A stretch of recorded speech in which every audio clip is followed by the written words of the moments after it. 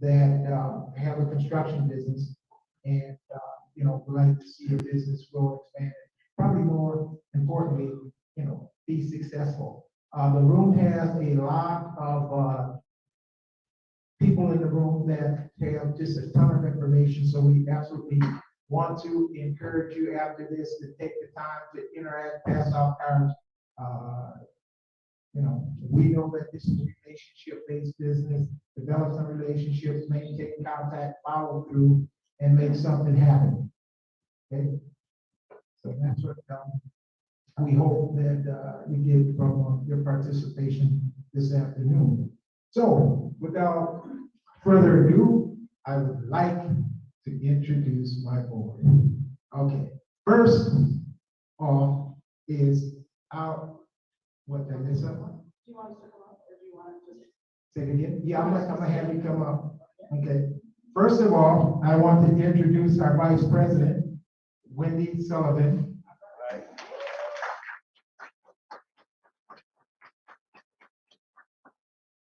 I gotta say, do not confuse her for the president. I'm the president, all right? Okay, don't get that mixed up. I'm the president, all right? Our next board member is Mr. Kim McFarlane, who happens to be our new treasurer as well.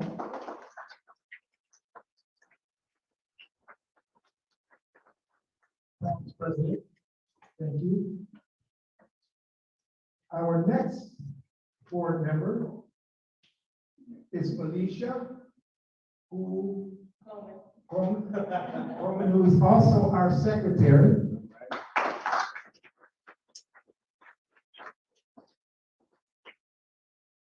Our next board member is Mr. Joe Washington.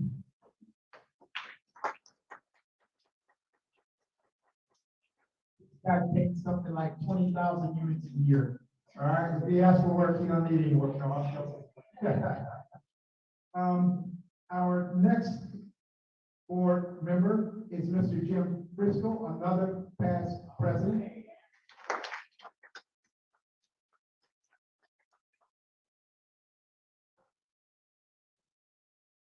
Our next board member is Babette.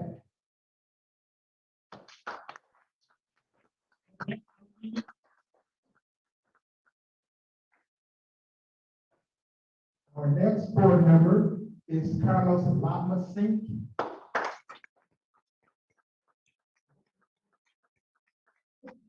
Oh, man.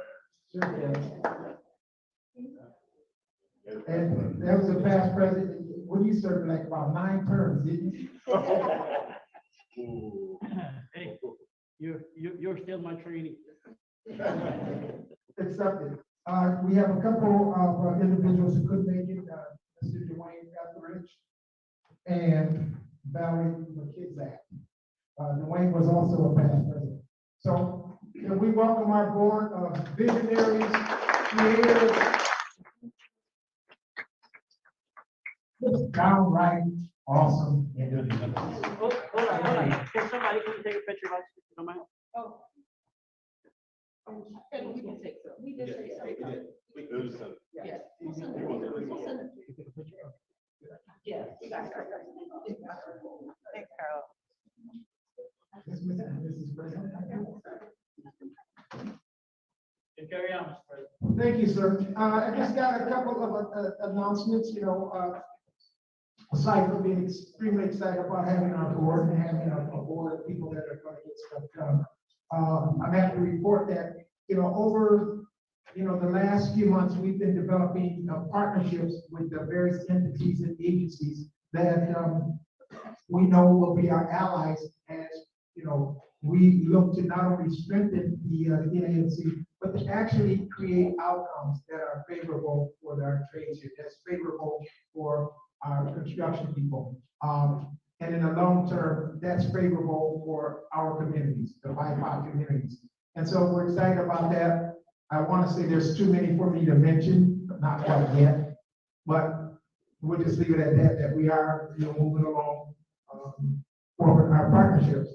One of the things that we're doing, and I'm quite excited about, is that members of our association have agreed, a number of members of our association have agreed to come up with $1 million to deposit it in the first Black-owned bank in the state of Minnesota. So I think that that's a really big deal. And, you know, that whole ideal is that, you know, we want the community to support us. And in the same vein, we're going to support those entities like a Black-owned bank as well. So that's, you know, part of our mission. So without any further ado, we're going to have a panel discussion. And I think the format is that you'll come up and talk about who you are, what you do, and then I'm not sure, Mrs. President, when do the questions, after they're done, or we do it after? We have kind of what we did before. We have a list of questions to get it started, Okay. and then we'll allow people to ask questions and stuff. So, whenever you, okay. So we have you come up and then we'll. So you're gonna have the entire panel up right now? Okay, so let's welcome and give them a big. Oh, I'm sorry. Okay. Okay. Okay. Okay, so first up is Associated Builders and Contractors, ABC.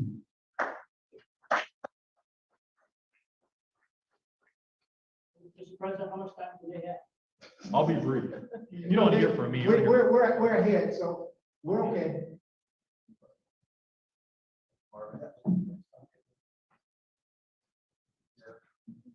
Well, it's good to be here in NAMC meeting. It's been a little while since I've been to one. My name is Adam Hansen. I'm with Associated Builders and Contractors. And quick show of hands, how many people have heard of ABC before? That's pretty good. Thank you. I'll give a quick kind of rundown of who ABC is, what we do, who our members are. And you're going to get a chance to hear from some of our general contractor members who are here today. And we're going to share kind of the work that they do. But Associated Builders and Contractors is part of a nationwide trade association, just like NAMC. We have a Minnesota, North Dakota chapter that was founded in 1976. Our national chapter, our first chapter, was started back in the mid-50s with the idea of contractors that were in Baltimore were either merit shop or non-union contractors who were being told that they weren't allowed to work in the city of Baltimore simply because they weren't signatory to a union for no other reason. And so this group of small contractors got together and said, we need to have an advocacy voice. We need to, band together and speak up for merit shop contractors who just want a fair chance at being able to bid on public and private work. And so that's how ABC got started back in the 50s. And flash forward through the math, 60 some odd years, 70 years, we're still here. We have 69 chapters throughout the country. Our chapter here in Minnesota represents North Dakota contractors as well, although about 3/4 of our members are in Minnesota. Go all the way down to Winona, La Crescent, Marshall, East Grand Forks, over to Duluth, and everywhere in between, St. Cloud, Rochester too. So I'm the chapter president here. We have a staff of 7 total people. You heard from Megan Hennon. She's in the back. She'll be taking pictures. She's our government affairs director, so she's at the Capitol. She goes to school board meetings. We go to city council meetings, advocating for fair and open competition so everybody has a chance to compete in the construction industry.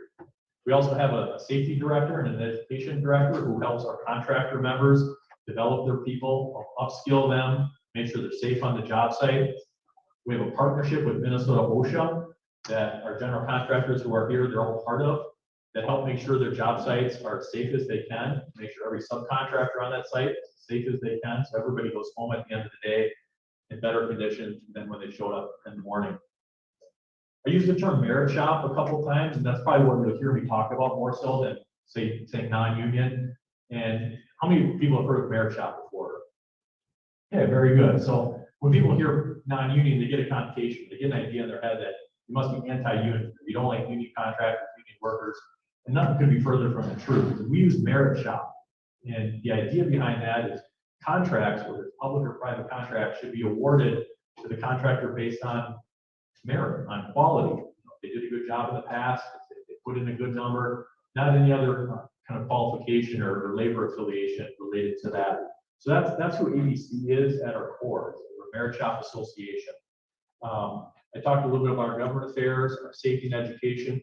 We also do a lot of events and programming for our members related to business development and recognition programs. So we host events that bring our generals and our subcontractors, our associates and suppliers together. We do some structured networking, we do some fun networking, go golfing, top golf. We do sporting clay shoots in the fall, and we're always looking for kind of new things. We do mixers, we go to breweries all over the Twin Cities, Rochester, everywhere else. So we do some fun stuff as well, just to get our members, kind of need a place to unwind and to connect with other industry peers, kind of like these monthly meetings. It's just good to talk shop, off the job and connect with one another. So that's what we do as an association. We have about 325 members. It's general contractors, subcontractors, associates, and suppliers. We're always looking to grow because, just like NAMC is an association, you're only able to be as effective as an advocate and representing members is if you have members. So we partner with NAMC on a number of public policy issues, going to school board meetings or writing letters on various things. Project labor agreements come to mind. We were at the St. Paul Public School meeting about 2-3 months ago with Marvin. We were talking about project labor agreements that would keep our merit shop contractors from being able to work on the schools that they send their kids to. We think that's wrong as a matter of taxpayer dollars, public policy. So we're proud to partner with NAMC on that, and hopefully we can keep going on that in the future. But I'm happy to answer questions either now or later. If we get a little panel discussion, we'll have the 3 contractors here. I can introduce you guys if you want to come up now. Sit at the table, and unless you want to stand at the microphone. Yeah. Okay, never know about the microphone.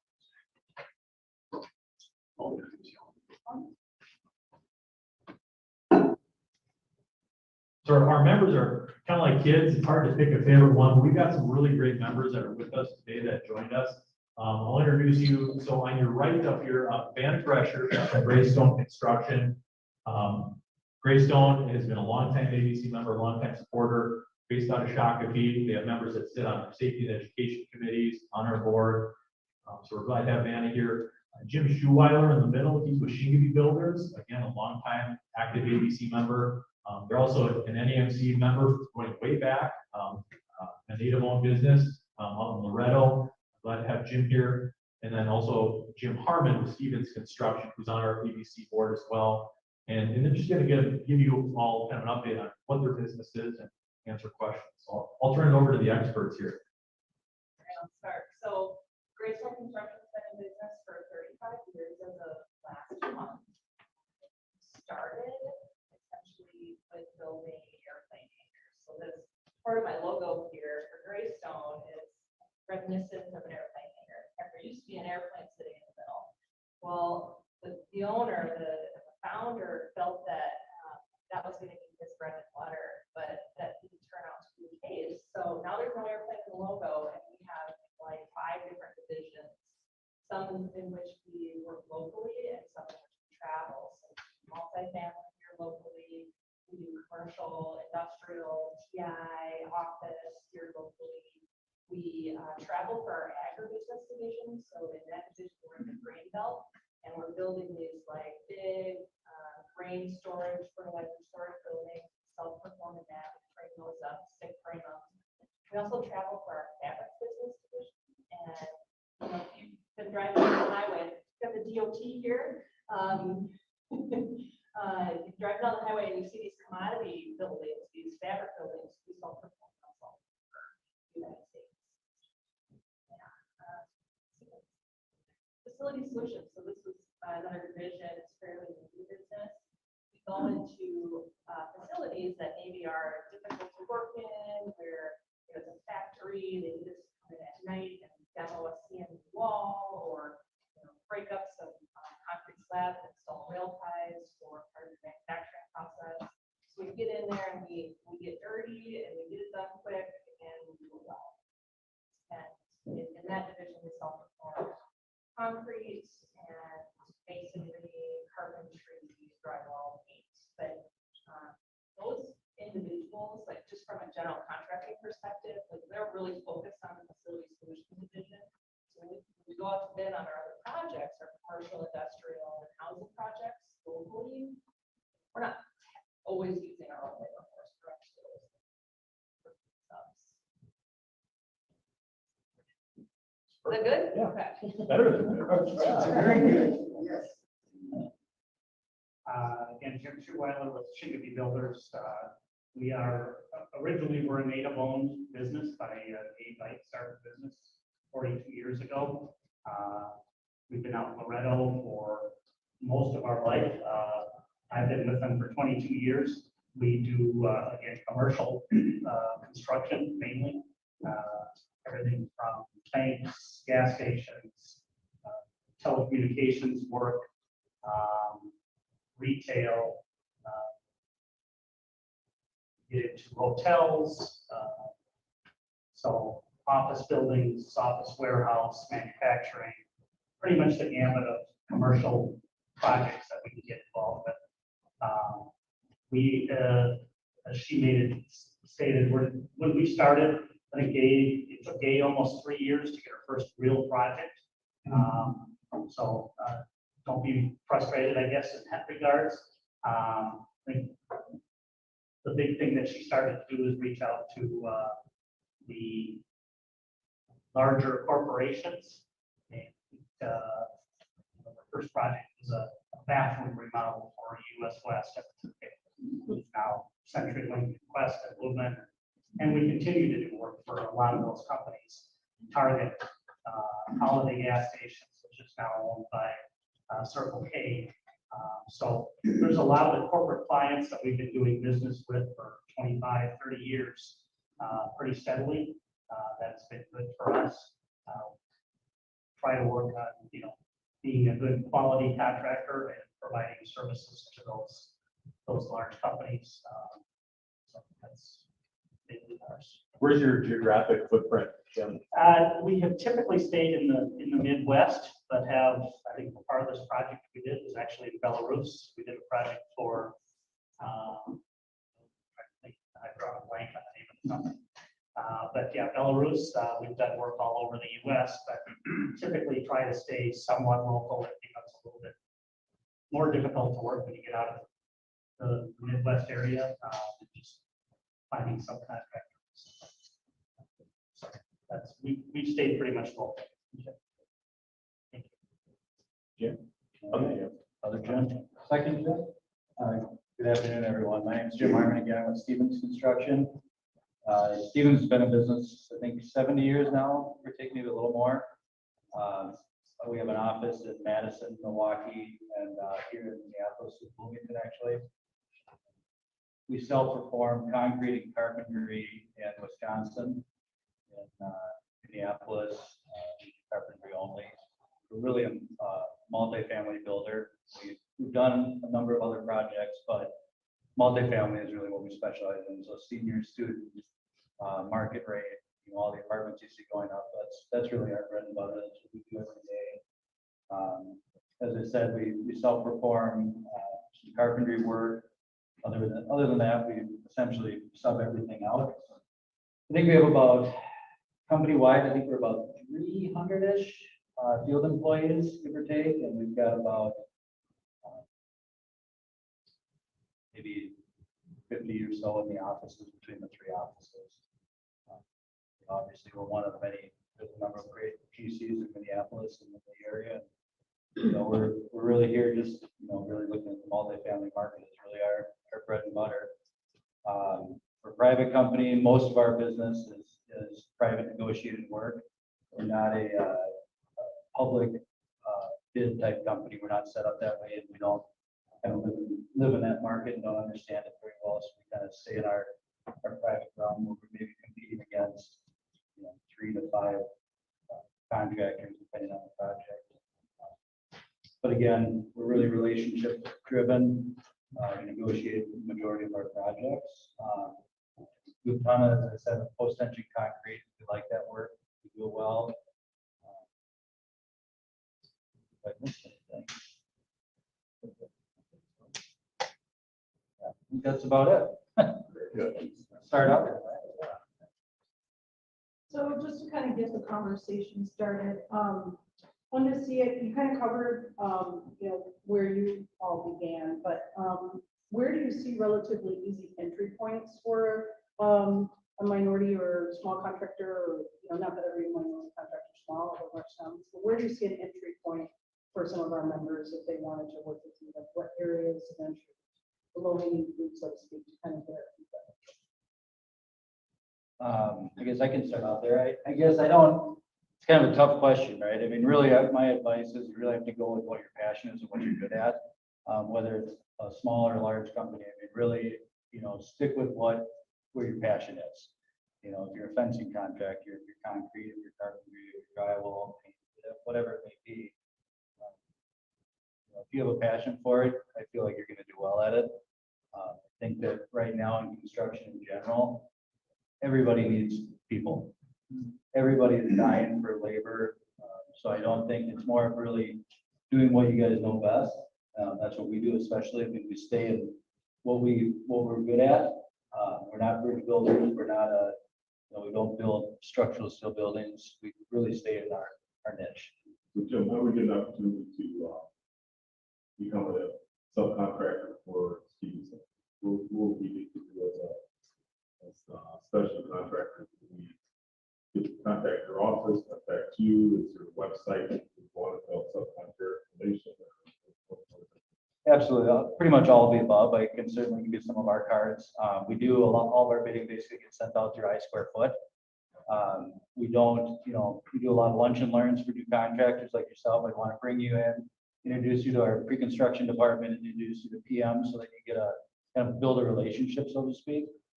We have some minor qualification things. It's more of, what do you do? How big is your company?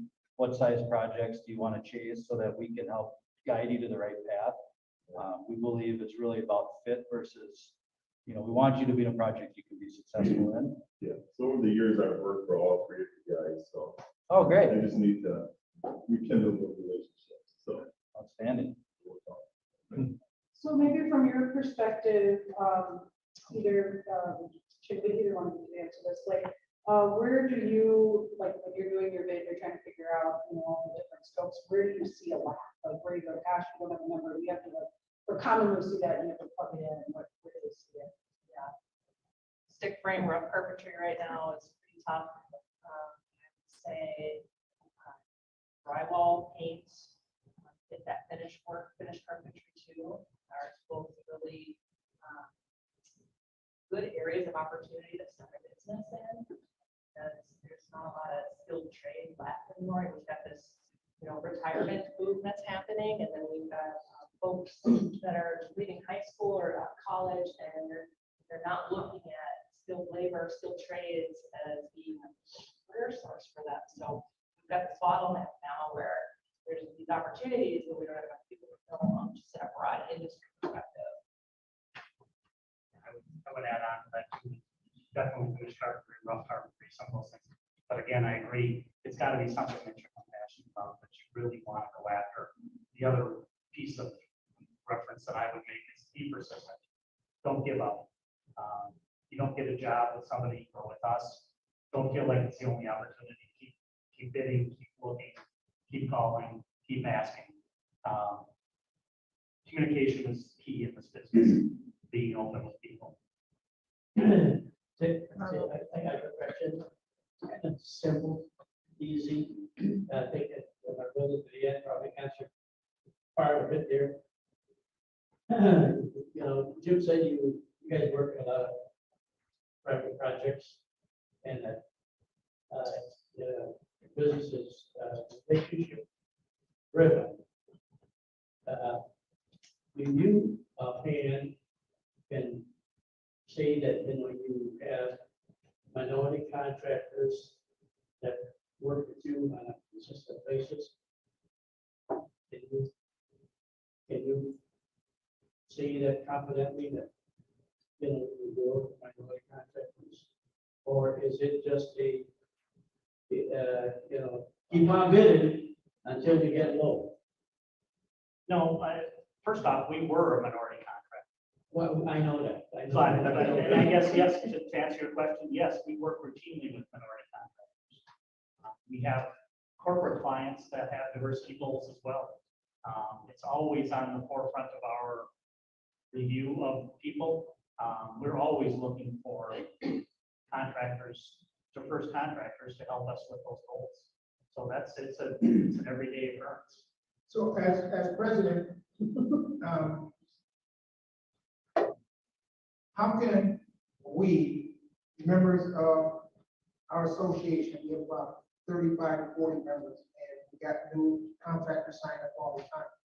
How can we, as the NANC, work with you guys so that kind of to Carlos's point, get more of a direct link into where these actual jobs are at, or increase the likelihood that if we are in fact submitting bids to your companies, that there is this, real consideration to actually looking at our bids and possibly giving us work, as opposed to, I think what he's saying is, this bid, our bid may be high and then there's no conversation. Well, we don't really kind of know then what your needs are, and then we don't kind of get an opportunity to increase your participation if there's not that kind of communication and help us kind of sort it out and find that sweet spot.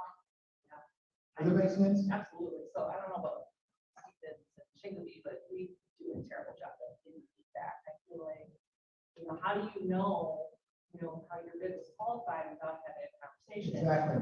And then how do you consider that conversation for the next time?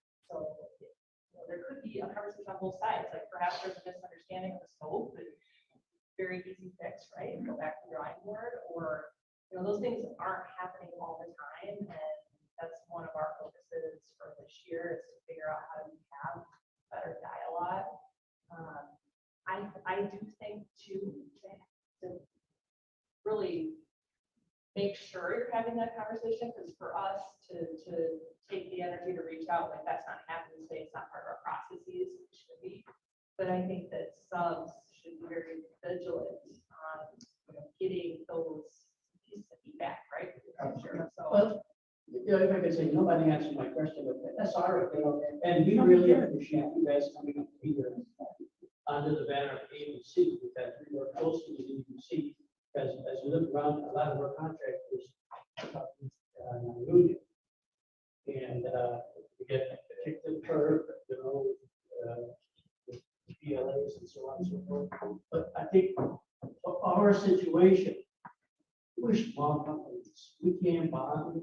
We got limited, bankability, and you can't, expect us to have the best material pricing and the best equipment out there to compete. So that's why I asked the first question. Do you have a relationship, ongoing relationship with minority contractors that you can develop, bring them on a small project, and hopefully get on a bigger project and so on and so forth, because it helps us. I've been in this a very long time, and I tell you what, it's the same. It comes down to the same thing, no matter which agency, government agency or private agency. Contractor will always say, "Man, the price sucks. I can't bring you."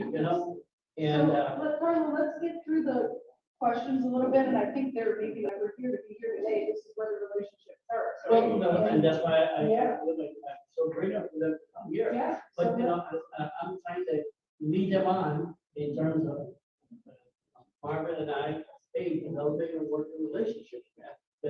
I've been touching with me over the years. We're still hoping for a first contract. So you have a question? Yeah, have you done anything to change the way that you receive bids to accommodate the shortfalls in supply, and also some of the gaps in the administrative knowledge that your subcontractors might have? And individually or as a group, is there any conversation about how a standardized bid form or other standardized tools can function to help improve the process? Yeah, I can start that out. So we absolutely do. We don't have a standardized bid form. I mean, we ask for a bid as a starting point, and then we try to meet with the folks to go through their bid, understand it. From an assistant standpoint, we have in-house art, accounting. We have a lot of those things that we utilize and help a lot of our subcontractors with. Again, we're not in the public world, so we don't have a lot of the paperwork. So that helps, that helps already.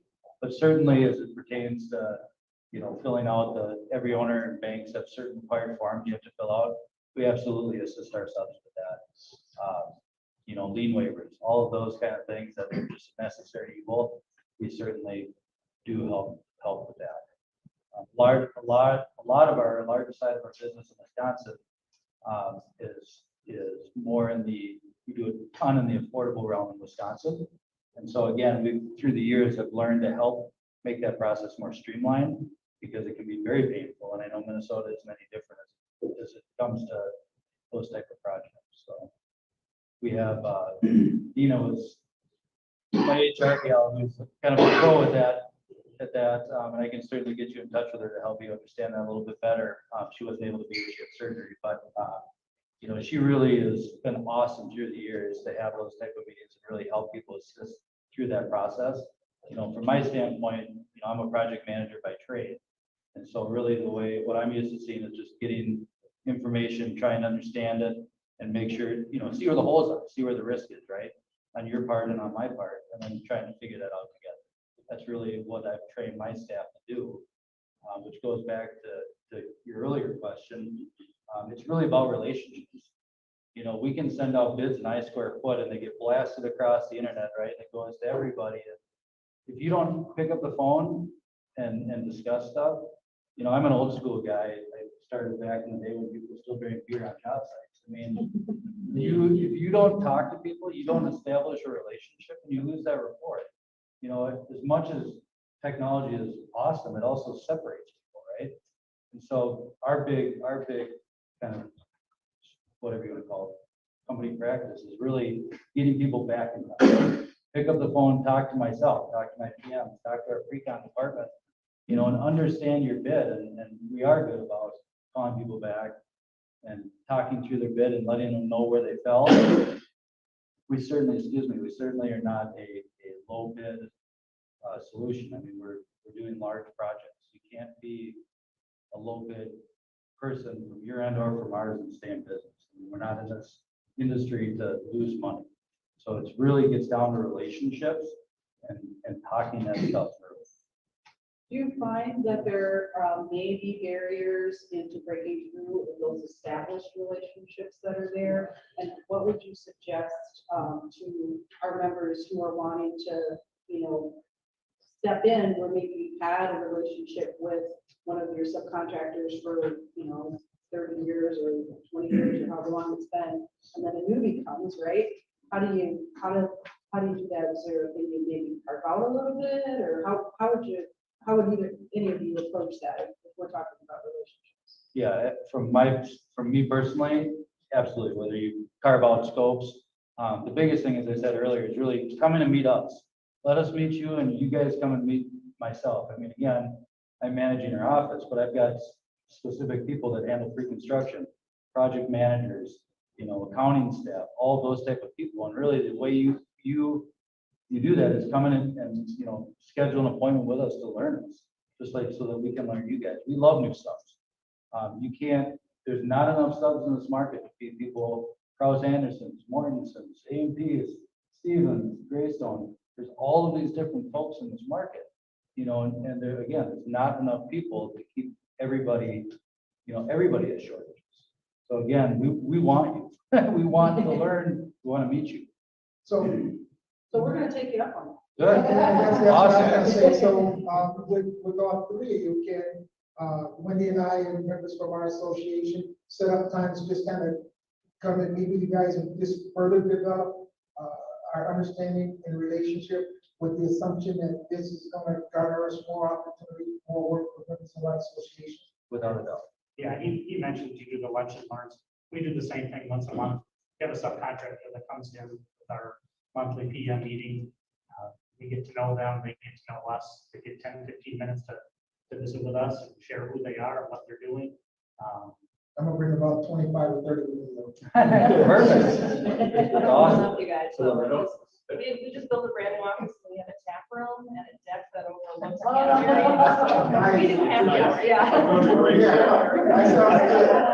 Eats that sandwich. Well, that's wonderful, and that's a great way, I think relationships are important, and especially as Carl mentioned, when we have the limited resources, the piece that relationship's there, it's a great way to kind of overcome that as you're growing and trying to be able to compete with some of the larger contractors. And so that's an entry point with the relationships, so that's awesome. I just, You look at a room here, guys, you know, are really hungry. But at the same time, they're ready, they're willing, and they're able to work. At the same time, you know, it takes two to kind of make this thing work, you know, and, you know, if we can't get to you guys, nothing gonna happen here, because we can talk and do as much as we want, come back next year, we say, hey, show me your order book. And if all we're doing is just giving you bids, it don't work. And I tell you, success breeds success. As if one of these guys get a job, they'll tell their buddies, hey, man, that's what you achieve. And he's looking for more people, you know? So it really helps to at least start maybe one or two, and then you'll see everybody banging down the door because they'll say, hey, this guy's treating us fair. And that's all we're asking for. And if I could make another, just a quick plug, so, I mean, you're looking at 3 of our members, and we have dozens of other general contractors who, in similar space, you know, markets that these 3 work in, and the same thing applies to them. And so we have some information over the table here. We have our membership directory. Every one of our members of our association is printed there, the contact information, website, email addresses. And I would do the exact same thing with them, because they're going to have similar processes like this, where they're going to want to meet with you. And, you know, selfish plug for ABC, you know, if you're an ABC member, our members like to work with fellow members.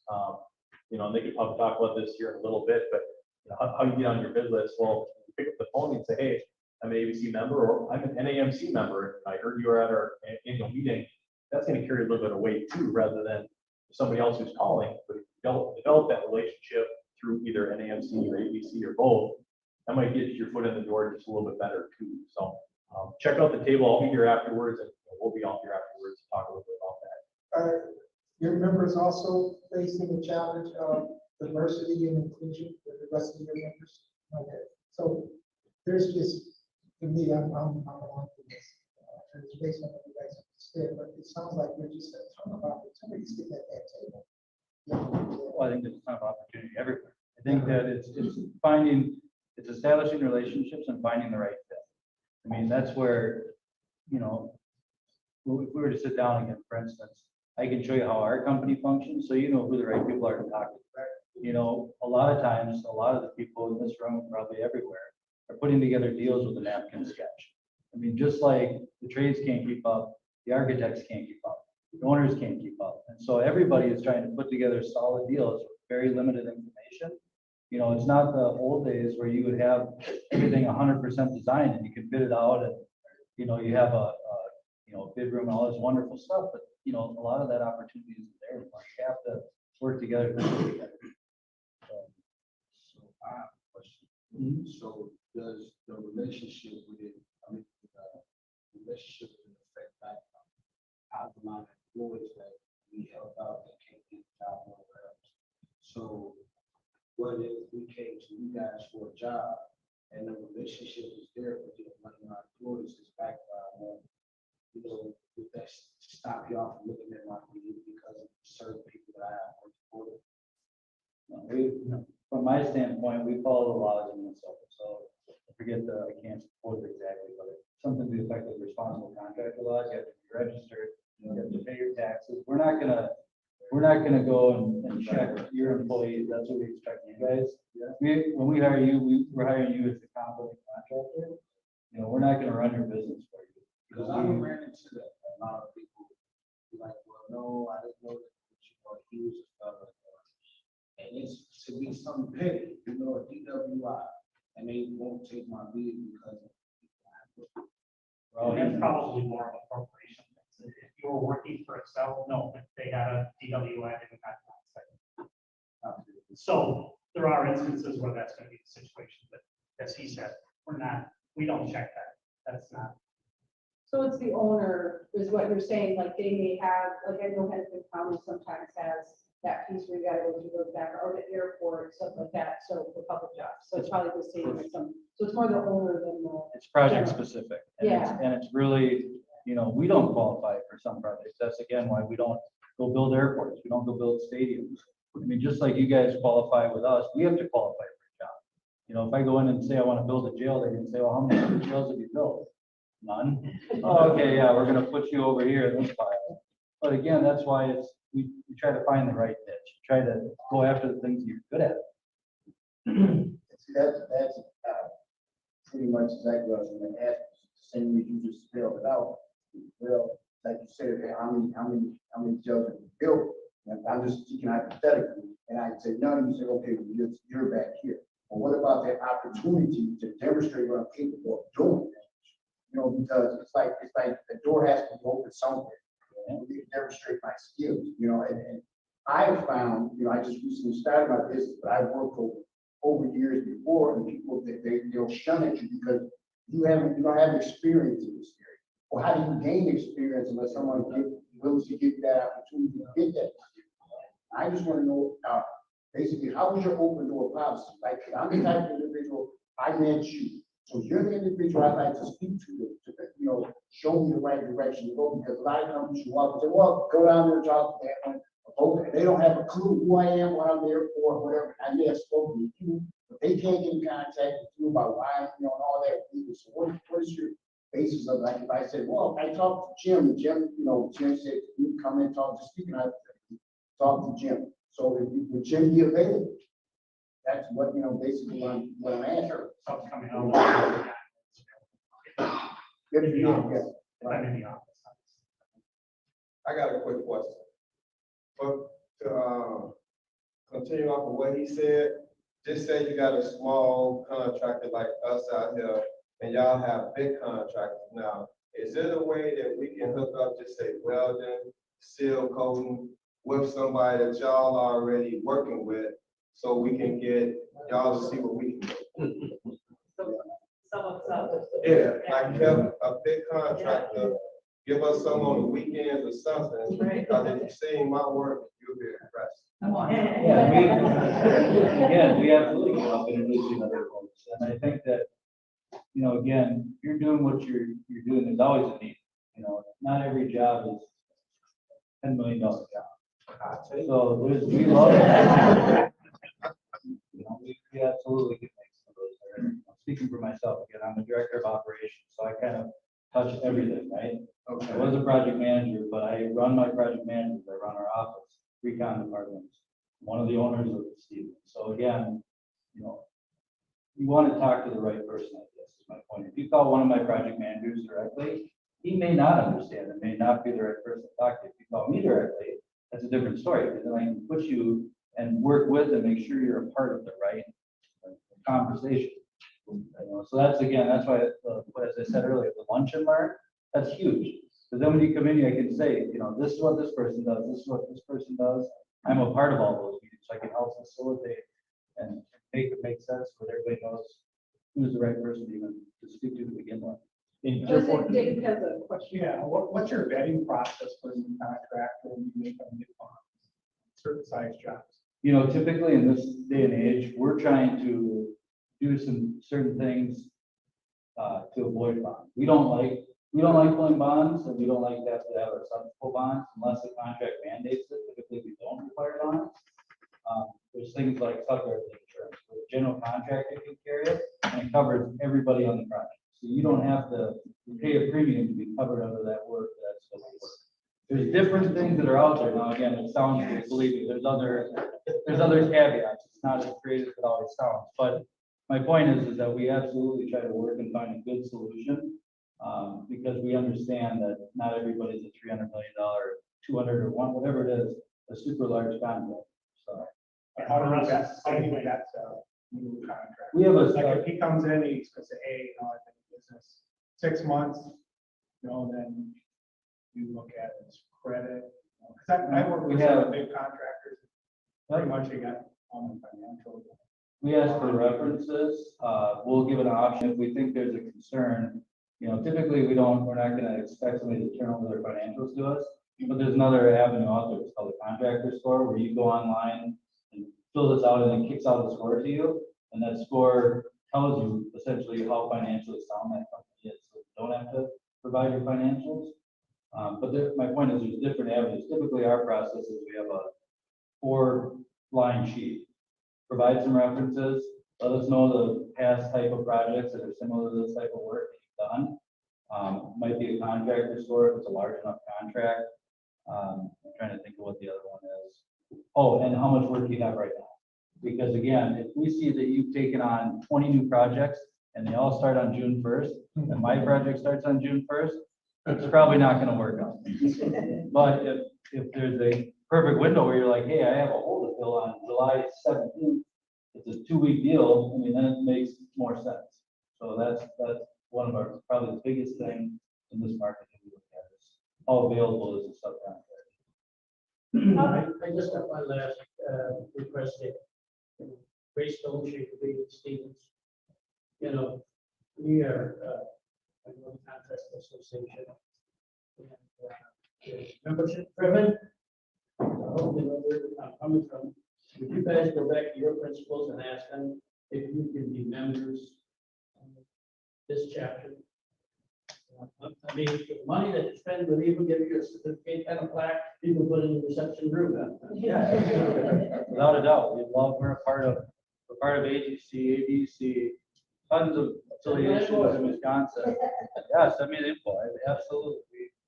Appreciate that, thank you. Yeah. How do you decide what projects to bid on? Like you talked a little bit about what you bid. How do you make that decision throughout the course of time? I can speak to kind of right now, what some of the rates are, where we're very busy and we don't have a lot of estimates.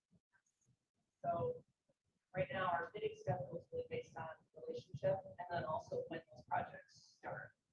So really schedule and relationship are kind of driving that, and then also what resources and business that you have, don't have. Like, we're not typically going to go after public works, so we're not doing that. It's in our wheelhouse. We're not going to go to jail. There's a limited scope of what we're going to look at just because of our experience to some degree. Another example would be 5 years ago, we didn't do multifamily. So 5 years of conversations, not boards, meetings, like get a chance. Now it's like, can we get the work done? That's that busy. So I think that your clients sometimes ask for minority participation. Is that consistent with? Depends on the customer. So like Cargill, for example, does, and our facilities group is that like all the DOTs can travel US. There's not a lot of requirements from the client perspective. About your companies itself. Got a diversity initiative. I'm sorry, can you repeat that? You have what? I did a diversity plan. Oh, yeah. Okay. Typically referred to as affirmative action plan. You know, it's a requirement by the state of Minnesota, but I'm like, it's somewhere back, right? So state of Minnesota, in order to be a qualified contractor, you have to do this. It actually do have to file annually. Certification is every 4 years, but there's a part of that that says I'm committed to some employment, right? Right. There's a gap. There's an industry partner, and I should say, but on the employment, there definitely.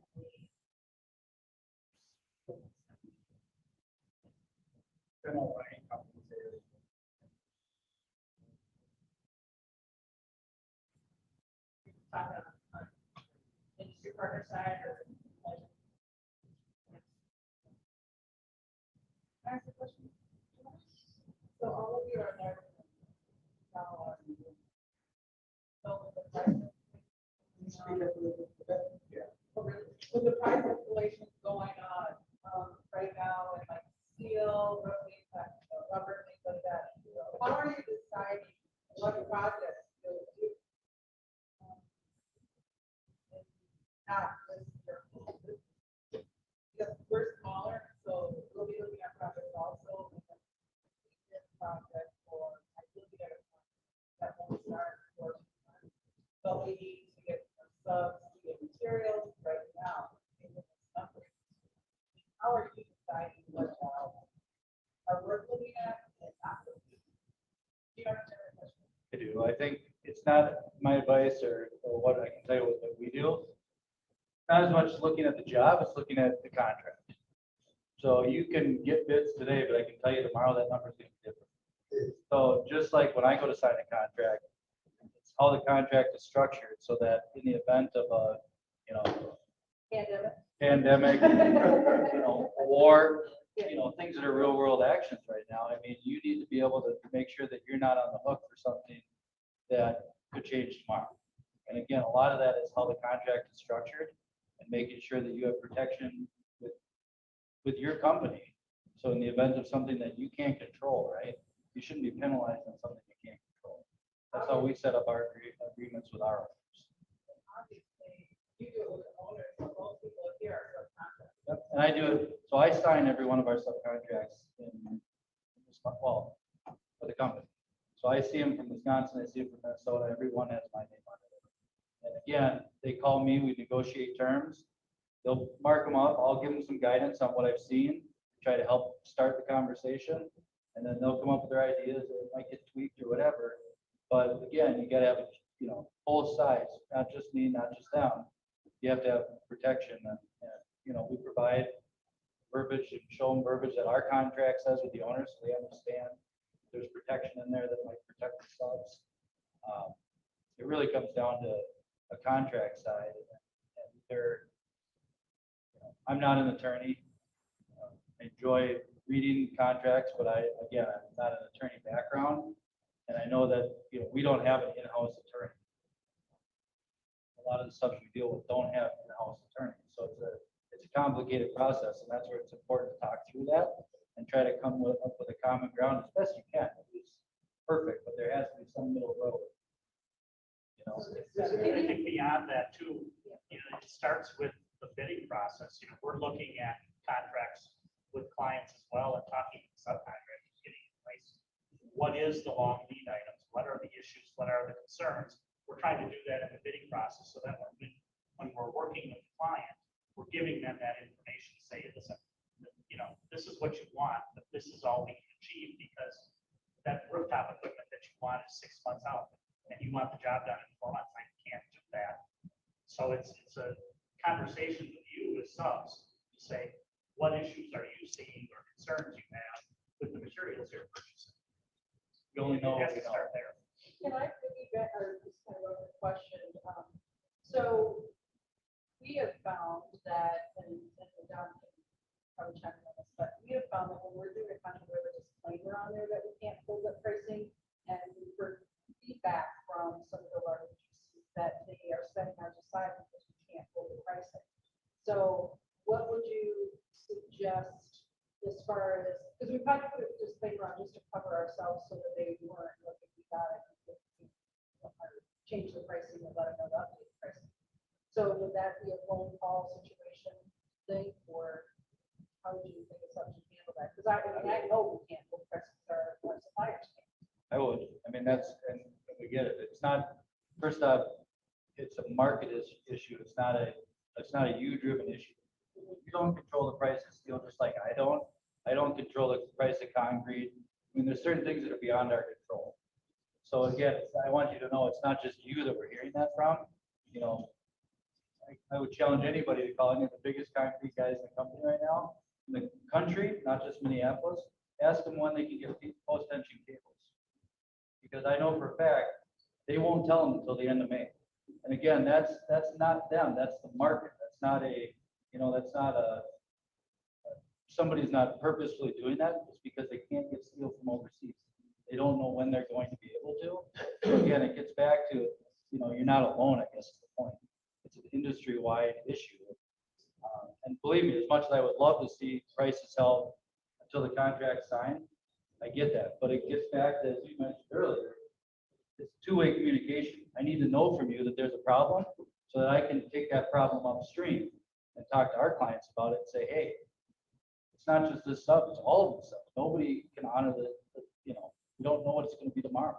We're getting bids they're giving us a 24-hour hold on the price. It's the industry, it's everywhere. It's not just select people. So how are you preparing for that difference in your with your owners, or how are you preparing your owners so that then it's acceptable? The $1 million question. Yeah, honestly,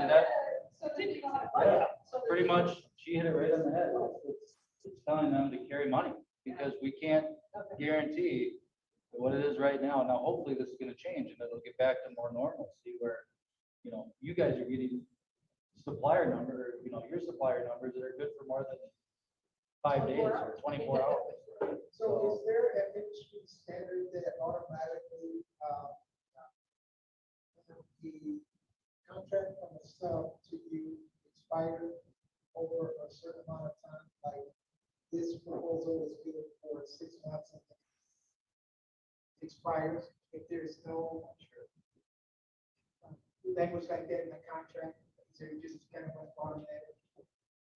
I can't think of anything that's in that one. From a bid perspective, obviously, owners are asking for a certain number of days for bid acceptance, which in some cases, like I said, subs are not necessarily adhering to. And it's that communication with the client. But as far as into that contract, subcontract, not that I'm aware of, no. Probably the closest thing might be like a force majeure Yes. paragraph. What do you say? It's called force majeure. French, I would guess. I don't know where it comes from, but basically that's kind of the catch-all type for issues. It's out of your control. Right. It's out That's of where it talks about in the event of, wars and epidemics and pandemics and the other thing that ends with endemic, right? It's, So what is the action that you can take based on this? well, it's again, trying to structure it as best as you can. I'm not an expert in that by any means. I've seen some that are, 6 paragraphs long, and I've seen ones that are a sentence long.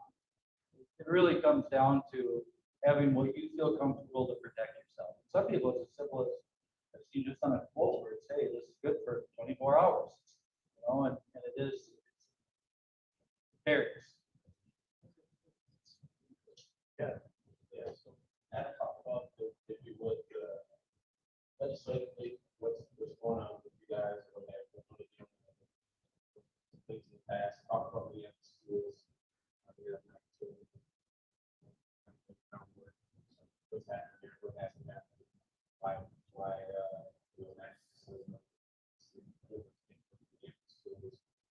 what's changed, what's coming up.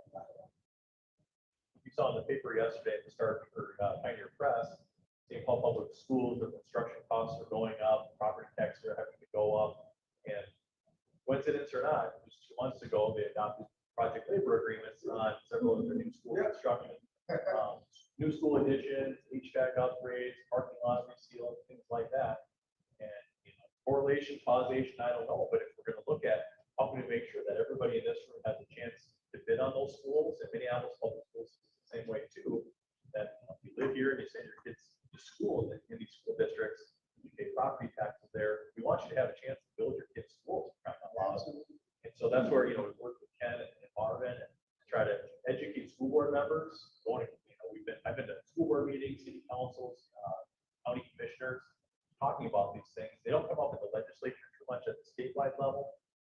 Thankfully not. We don't want to see statewide PLAs because they disproportionately keep people off with construction projects based solely on union status, not anything else having to do with quality, your small business, things like that. So we're just not fans of project labor agreements because they help people you're not allowed to work on that project based on affiliation of the labor status. So we're going to keep fighting those as they come up. You know, they come up in Duluth or the Twin Cities every now and then, but thankfully the vast majority of school districts, cities, and counties don't use project labor agreements, so everybody can bid and work. But happy to talk with anybody about that offline if you're running into those issues at all too.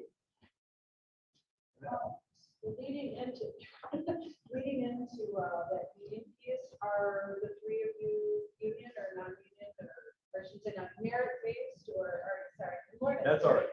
Merit-based or union affiliated, or My particular company is merit-based. We work with, I don't know if I have a single job that doesn't have union subs on it. We have both union and non-union, yep, but we are not, yes. We are not as well, the same thing, we work with both union and non-union contractors on almost every project, so. will you have the liberty to do that because you're not, right? Correct. Gives you that option. How about Crystal? Oh, okay, great. Is there a specific trade though that you're seeing that you like in the union as opposed to merit? Like, is it your MEP contractor? Who is your union go to when you have to use? For me, well, we see non-union MEPs, really like site work. Excavators, yeah, well, just, yeah, I don't know personally of many that are non-union. I've heard of a couple, but again, they have specific projects that they do. And we don't build those, so I don't get to work with them, but just from this area, this market, that's one category that's very heavily union earthwork contractors. Same for us, it's the majority of them have both, I mean, we have both union and non-union subs in almost every category. There's no rhyme or reason to when we always use union. Again, I'm looking for like 90% of the time we use a union trade for dirt. Not like that. No, yeah, that's just not like that. That's awesome. So is it safe to assume many projects that come from you guys be non-union job or? So if we put out for bid, we're just asking for anyone that's interested and qualified and can supply a number, right? And their qualifications. Union status doesn't matter. So wonder if the larger general that takes that project is union, let's just say they're signatory to the labor union, right? Then they would tell someone like me who's non-union that I can't work because they're union. Do you guys have any leverage that say, no, we're okay with a merit shop working on this project, even though you're signatory to the union? That makes sense? No, that the bigger contractor, let's say they get the $5 million contract or the contract on one aspect of the project, and we submit a bid to them, but they're union. And they say, well, we can't use you because we're signatory to the union. Do you guys say, wait, hold up, we want to get diversity, use them, because then that puts you in direct conflict with the union rules and regs, right? Or do you say, we don't care? It doesn't make sense. We're not going to tell them how to run their business, just like I wouldn't tell you guys how to run your business. It's not my business how they. It makes sense. It's a legitimate question.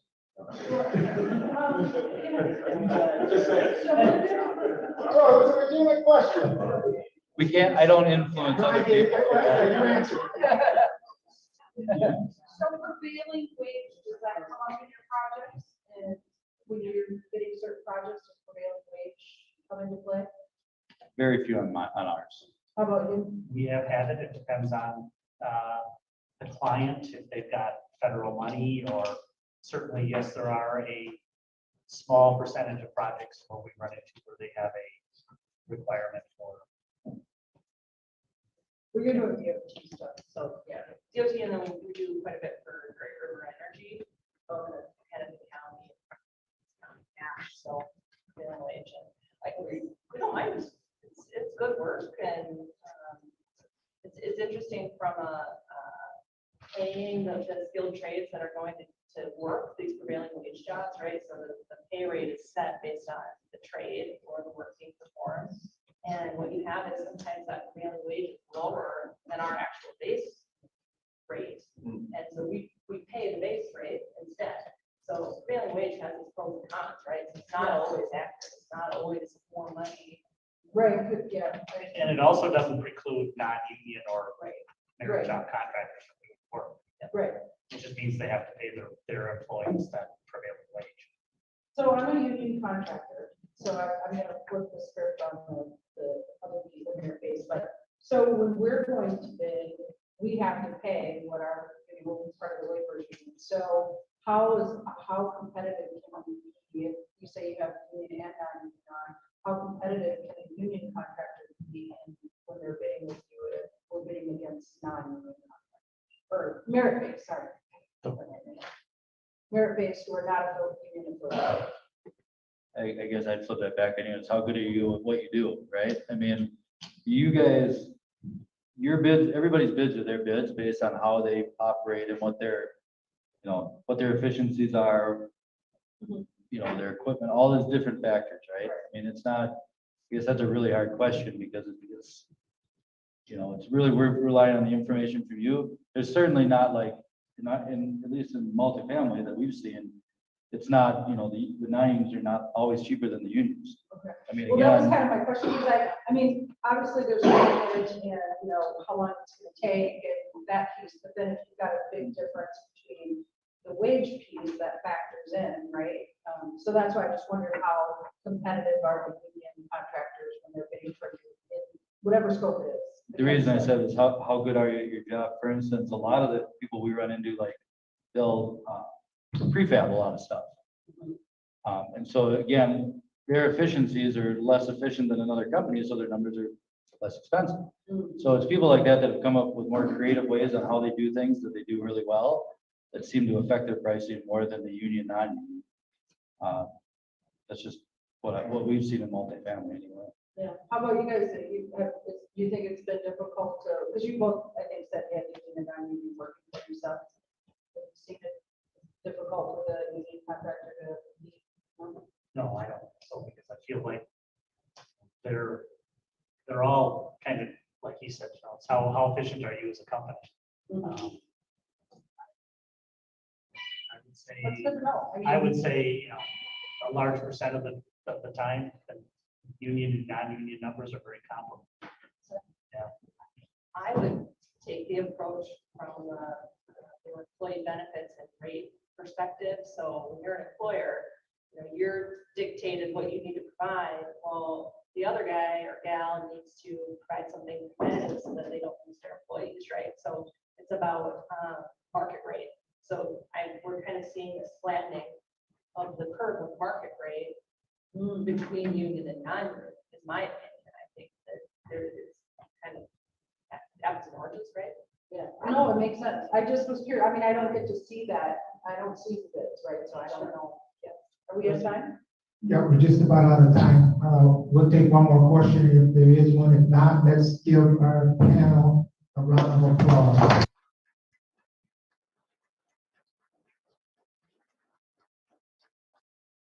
I want to go back and just mention, I missed one of our other board members, Akia Isaacson, who isn't here today because she is out receiving subcontractor of the year.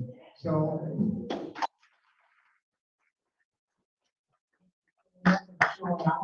and another member of ours, Jennifer Curia, is nominated for Contractor to Watch.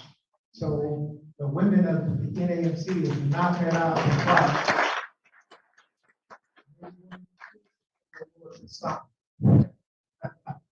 Marvin, can we share? We didn't get a chance. Will you share the awards? Everyone, we got to talk earlier. Share the awards. We got a couple of award winners up here at the panel, too. Oh, absolutely. We got Contractor of the Year last year through ABC, okay, and then we got a National Eagle Award for our brand new office that has a tap room. It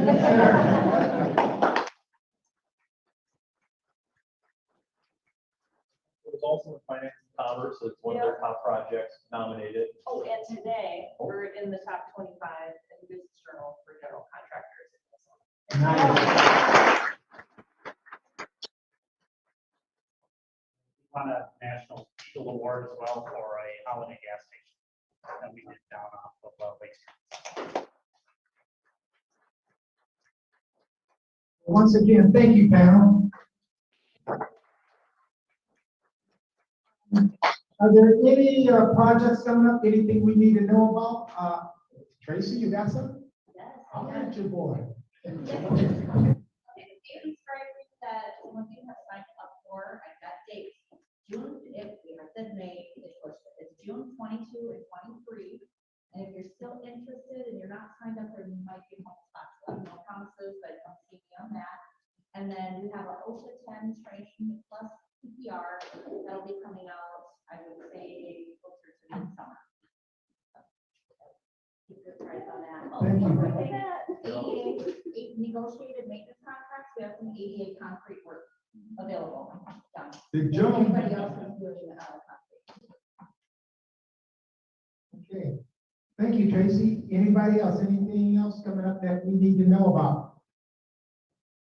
So for the members to know that we will be following up with these guys. A team from the NAMC will be meeting with these guys, and we'll be trying to, open up the doors for more opportunities. So stay tuned.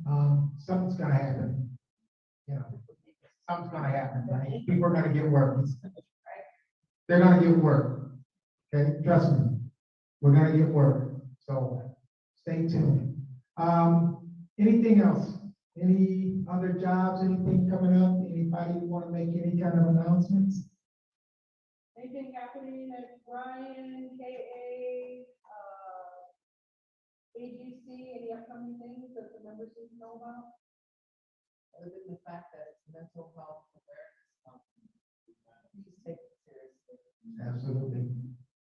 I just talked to my son yesterday, who lives in Maryland, and he's on the federal, he works for the feds, he does security for construction. And we were talking about this, and he said, there's a lot of bantering, and you know how in the field, you have a lot of rugged road conversations. And as they were having the conversation, one of the workers said, what's the easiest way to take yourself out?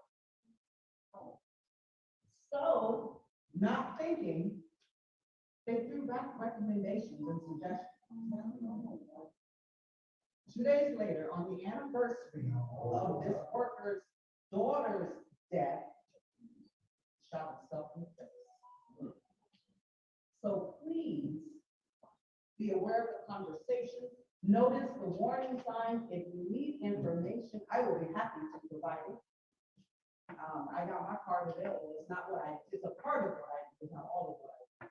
But this is serious, and it's really big in the construction industry throughout the country, not just Minnesota, not just this company or that company. So I really want to put that focus. This is the month to bring attention to it. Stop hiding these conversations because people are dying. And if as companies, we're saying our greatest value, our greatest investment is our people, then stop treating them like machines and start treating them like human beings. That's what we got for NGC and the Thank you. Definitely feel free to network, get some numbers, start creating relationships. Thank you for your participation.